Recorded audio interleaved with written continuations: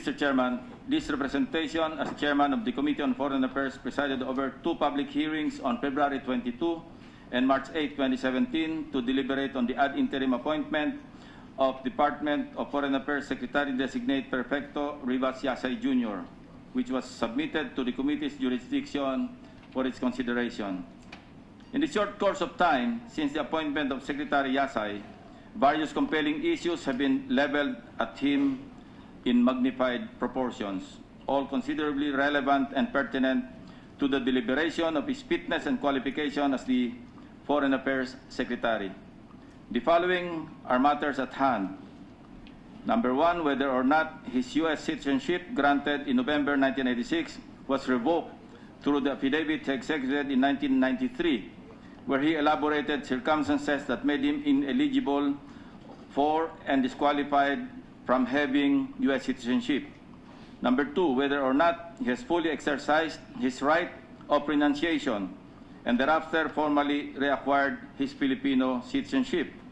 Number three, whether or not he was issued Filipino and U.S. passports at the same time. And number four, whether or not he has used his American passport from 2007 to 2009, supposedly during the time when he was no longer a U.S. citizen. While this representation subscribes to the view that the Commission's public hearing is not the ultimate forum to determine Attorney Yasay's nationality and or citizenship, it cannot be denied that the Commission on Appointments is also a proper forum to determine his qualifications and fitness as Secretary of the Department of Foreign Affairs.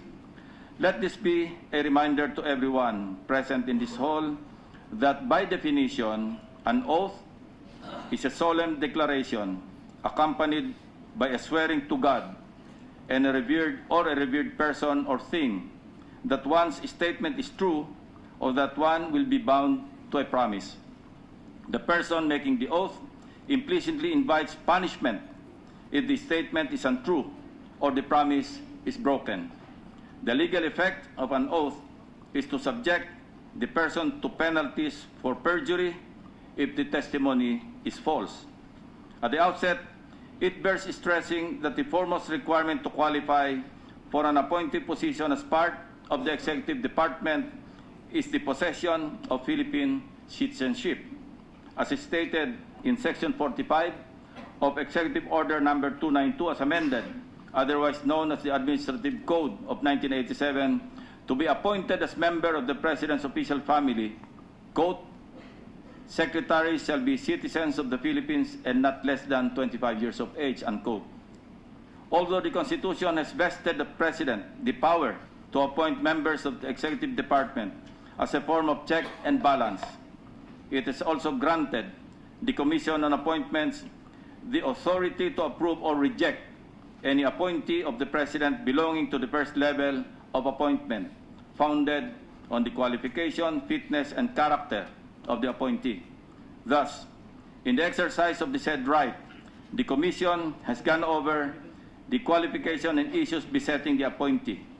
After careful deliberations of the foregoing circumstances and upon a unanimous vote of 15 of its members present in a caucus held this morning,